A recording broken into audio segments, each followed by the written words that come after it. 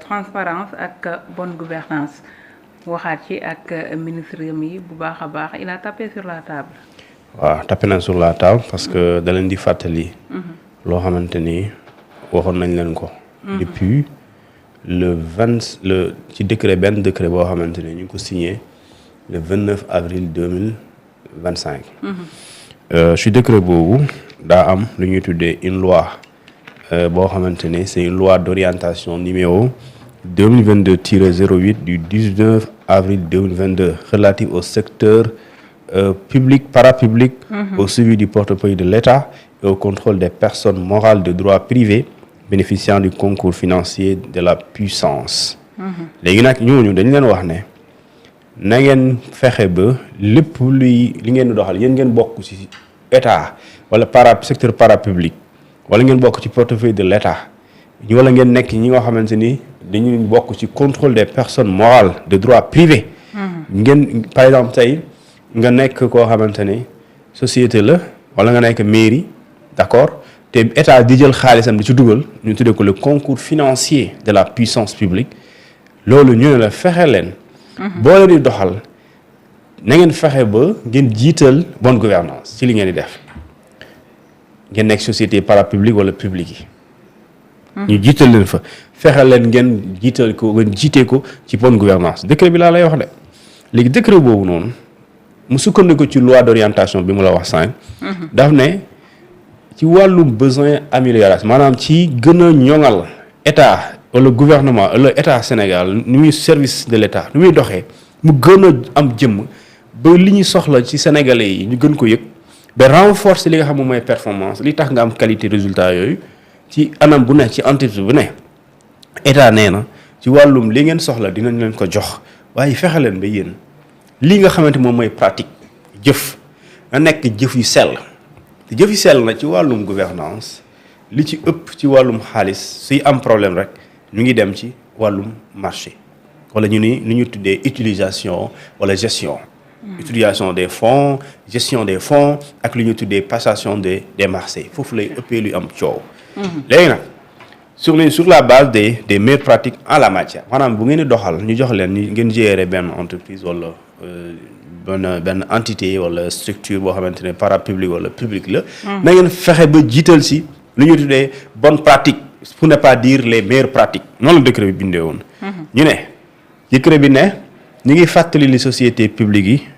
yi yéen da ngeen am lu ñu tuddee obligation. puisque droit commun moo la régir ñu koy boole ci droit société commerciale da ngeen war a fexe ba li nga xamante ni moom mooy li OHADA wax mooy booy doxal fexeel ba nga jiital li ñu tuddee bonne gouvernance mais mu am transparence yaa ngi dégg loolu mooy li wax Ibrahima Seck waxoon rek mooy li ñu tuddee redevabilité te loolu Ousmane Sonko da ko wax démb te dinaa fa ñëw dinaa bëgg ñu comprendre décret bi lan la waxoon lu tax Ousmane Sonko di leen ko fàttali léegi mu ne leen ci décret boobu d'accord ñu ne ci commence encore ci paragraphe bi nga xam ne à cet effet les sociétés publiques doivent disposer d'un cadre de gouvernance adapté à leur mission publique mooy société publique yi ñi nga xam ne état moo leen moom war nañu am seen méthode wala loo xamante ne ñoom loolu la ñu sukkandiku pour ñu mën a réussir seen mission parce que pour nga réussir sa mission entreprise bi dina soxla def passer ay marché pour mën a réaliser ay objectifs am léegi dans le cadre de la passation des marchés dafa am règle parce que dafa am lu ñuy tuddee le code des marchés léegi le code des marchés mënoo ko dérober mënoo ko violer parce que da ngay dégg ñu naan gré à gré ci code des marchés du ñu bind gré à gré mais dañuy bind entente directe mais code des marchés daf ne entente directe mën na am waaye balaa muy am day fekk ñu nekk dans une situation d'urgence yaa ngi dans une situation d'impériosité wala dans une situation impérieuse mooy tey am na lu xew ci réew mi sóoraale wuñ ko woon te mënuñ ko ñàkk a faj te bu ñu bëggee régler question boobu mënuñ topp règle yi naan woy wool ñii wool ñee day gudd parce que ñiy faatu ay immeuble yàlla tere comme li amoon fële Bakel affaire bi envahir leen déborder da ngay taxaw fi naan woy nañ def lancer appel d'offre mu jëmale ay semaines nit ñaa ngi faatu loolu mooy situation d'urgence wala situation d'impériosité ñu ne loolu dans ce cas boo bëggee régler situation boobu nga war a def lu ñu tuddee ay entreprise bu ñu régler ko loolu mën nga def entente directe mais ñu ne la même boo defee entente directe loolu taxawul nga violer les règles de transparence yaa ngi dégg donc règle de transparence que nga def restriction que nga def ouverture dans l'offre da ngay obligé nga respecter les règles de transparence maanaam ki nga koy jox da koy man ki nga koy jox da koy xam ki nga koy jox aussi da koy mériter doo ñëw entreprise boo xamante ni ñu créé ko démb wala ñu créé ko avril 2025 ci wàllum for mbalit amul benn expérience parce que avril ba léegi matul 10 mois. nga ñëw jox ko mu ramasser ay mbalit yoo xamante ni pendant ce temps am na fi ay sociétés yoo xamante ni depuis 20 ans ñu ngi exister. waaye léegi bu ñu la laajee sur quelle base nga ko jëlee looy expliquer parce que dañ na ne deux exigences mënoo ko ñàkk respecter ñaar les compétences techniques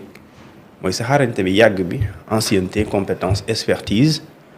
et les compétences financières nga mun ko maanaam nga for mbalit ba pare nga ne waa état fay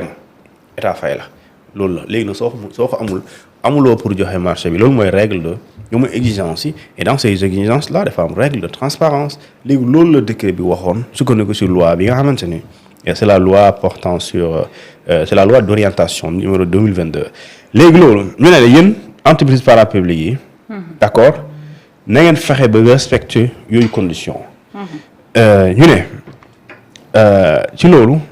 ci décret boobu ñu ne ci beneen bi ma ñëw après ma soog a ñëw ci Ousmane Sonko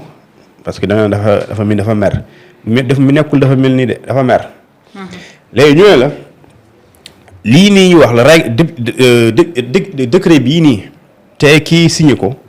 d'accord le ministre des finances et du budget monsieur Cheikh Diba te ñu signé ko le 29 avril 2025 ñu ne lii yëpp képp koo xam ne lépp luy société publique wala parapublique lii dañ koy jëfee dañ la koy teg léegi nag soo nekkee bëgg ma citer benn société nga nekk société X Y Z F E Z B loo mën a doon bu fekkente ni da ngay joxe da ngay doxal ni ngay doxalee dafa war a leer ni ngay gérer fonds dafa war a leer ni ngay def passation de marché dafa war a leer amul looy def te du sukkandiku ci bonne gouvernance wala règle de transparence léegi Sonko nag le premier ministre dafa insister ci li nga xamante ni moom mooy décret boobu te mu jox leen yoon mu ne na ngeen fexe ba lépp lu ngeen di def na ngeen méngoo ak li décret bi wax d'accord nécessité de choisir avec les représentants en stricte conformité avec le décret qui fixe les règles de fonctionnement des entités du secteur parapublic maanaam décret bii moo tënk ni ngeen di doxee kon mënoo leen doxal ba pare di ko violer donc vous êtes obligé di doxal ngeen doxal selon le décret bi wax et décret bi li mu wax mooy lépp jaar yoon lépp jub lépp leer lépp jaar yoon léegi nag booy defal jubul jaarul yoon leerul après buñ la épinglé de damay bañ nga retrouver wu sa bureau jógee sa bureau dem Rebeuss léegi ñu ne la bokk na li mu dénoncé mooy ay manquement yu bëri loo xamante ni waroon na am waaye amul ci gestion manquement nag tey bu dee dañ koy comprendre mooy suñu émission bi su amee manquement des fois damay mar su ma amul bu tey ndox émission yi mën na am problème manquement yi bokk na su grève amee aw ma oto bu may indi su ma waree commencer midi du ñu commencer midi su dee tey courant dafay jékki-jékki ñu ñëw midi moins courant coupé pendant 30 minutes balaa mu ñëwaat fekk midi kii jot na te ñu waroon arrêté 14h day am manquement donc mooy li war a am te amul te loolu bu amul dafay affecté émission bi léegi nag manquement yooyu dafay affecté gestion des structures mooy entreprise yooyu ngeen di gérer li ngeen war a def soo leen ko defulee day koy jural musiba comme lan li tax musiba yooyu mooy absence de préconseil sur des questions stratégiques mooy yéen boo leen di jël ay décisions si ay questions yoo xamante ni yu am solo la te xalaat bu xóot mooy tax ñu xam lu ñu war a def doo leen ci waxtaan en amont wala mu ne ci wàllum archivage maanaam denc ay documents parce que denc dafa am solo léegi ci wàllum archivage ñu ne dafa am un archivage défaillant des documents te loolu état war na dépasser loolu état yi bëri dépassé nañ ay pile de documents jël ay documents dajale xam nga yooyu xewi na daal yooyu xewi na am na yoo xamante ni même bu lakkee mu ngi ci serveur bi réew yoo am na yeneen ñoo xamante même bu lakkee mu ngi ci serveur yi te gisoon naa un jour état au Sénégal xaw ma sous Macky Sall la xaw ma ñu ne un projet de modernisation de l'administration et dans ce projet de modernisation de l'administration il y avait quand même benn affaire boo xamante dañu waxoon ne dañuy informatiser l'administration publique mooy tey lu bëri léegi au lieu ñu koy def document physique dañuy fexe ba nga mën ko am dem di via le numérique wala nga dem fekk ko ci benn serveur nga xam ne doo fi nekk di dajal ay pull en plus même sans même défaillance bi archivage dangay xool dans mes bureaux nga dem ci bureau yi ngay gis ay pile de documents ñu defal la ci 2025 2026 waa banque bi contrat yi fii mu fees dell documents yoo xam ne soo demee xam nga ne lii vraiment sooy rechercher benn document mën nga fa nekk toute la journée doo ko gis c'est vrai te bu yàggee document day xuur te xam nga suñ bureau yi am na civilisé na lool waaye des fois mbooti mën nañu fa dugg de dañ koy yéey wala jarul des fois ci amul mbooti waaw léegi buñ ko yéeyee numéro day réer léegi numéro mooy non Sénégal nag des fois loolu dañ ko war a dépasser léegi loolu voilà nee na un archivage défaillant des documents beneen bi mooy le non respect de la durée des mandats des administrateurs mooy administrateur ñuy doxal dañoo am durée li ñu war a doxalee mais loolu respecté wuñ ko ak lu ñuy tuddee une représentation de mauvaise qualité due à des profils inadéquats mooy gis nañu ne am nañu ñoo xamante ne ñu ngi leen jox loo xamante ne maanaam méngoowul ak ñoom seen ni ñu doon maanaam seen profil méngoowul ak lu ñu leen sant ak lu ñu leen defal bis boo ko defee du dox balaa ngay xam du dox rek yow nañ essayé suba ngay di fi benn waaye boo xamante ni mosul xam luy salaamaaleykum ñu ngi leen di nuyu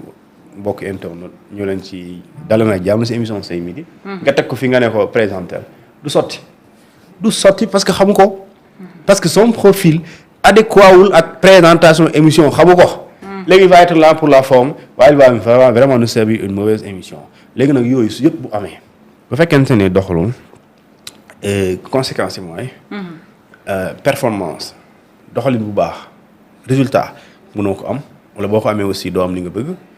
yàqu-yàqu mën na fa juddu parce que képp koo jox liggéey bu mu xamul mën na bëgg de waaye du ci def li nga bëgg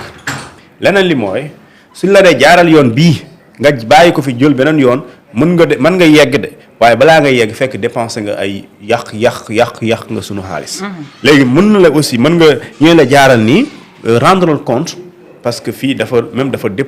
déplorer le fait que am na si ñoo xamante ne rendre compte comme niñ ko dafa am ay compte rendu yu ñu war a def maanaam soo defee dara mais nga rendre compte nga wax ni nga ko defee parce que balaa rapport di wax rapport dafay ñoom loolu mooy seen liggéey la Cour des comptes wala IGE wala IGF ñoom seen rôle mooy ñu def ci yenn service yi wala entreprise publique yi ñu def lu ñu tuddee une mission de vérification et de contrôle ñu xool ni ngeen di gérer d'accord ci wàllum administration ci wàllum finance mais avant loolu mais à l'interne mais war nañ xam yéen li ngeen def lan la war nañ ko xam léegi nag su boobaa soo na ko defulee moo tax keroog toog naa fi ma ne j'ai envie de voir ñu publier le rapport le 4e rapport trimestriel de 2024 et le premier rapport trimestriel de 2025 léegi nag boobu bu génnee rapport des cours ou bien des corps de contrôle on a envie également de les lire pour voir est-ce que li Ousmane Sonko wax nii jamono ji est-ce que amul ñoo xamante ni dañ leen dénk mais lu ñu leen dénkee dañ leen di wax jaaral si jëlal avion après ñoom ñu jëlal charrette ñoom jëlal avion donc loolu dafa am solo parce que Ousmane Sonko en tant que premier ministre ci niveau de responsabilité bu mu ne ak niveau d'information bu mu ne du waxantu warul waxantu d'ailleurs parce que lii et ça c'est des manquements quand il dit qu'il y a des manquements et pare énumérer ko liste ko même bu la cité wul boîte bii la kon xam nga am na manquement et quand il y a des manquements nag il faut des solutions et dans ces manquements il peut y avoir des fautes administratives comme mën na am ay fautes pénales léegi nag on attend léegi nag est-ce que dafay anticiper ci loo xamante ni dans la semaine prochaine war na mën am on sait pas en tout cas yàgg na leen averti waaw na ngeen doxal mu jub ku fi doxalul lu jub dana la fiy dàq ba pare yóbbu la si waaye yóbbu la yoon loolu tey jii bu fekkee ne avertissement am na amaat mën nañu xaar soit